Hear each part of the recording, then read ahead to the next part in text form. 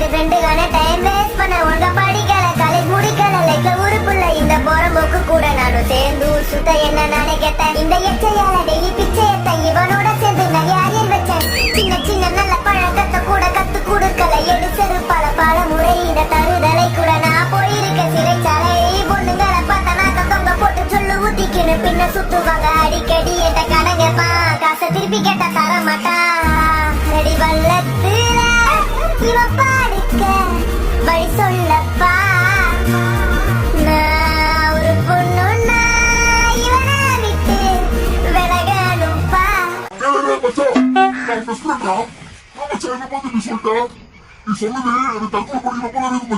சாவுடா சாவுடா சாவுடா சாவுடா நீ சாவுடா. Please subscribe you.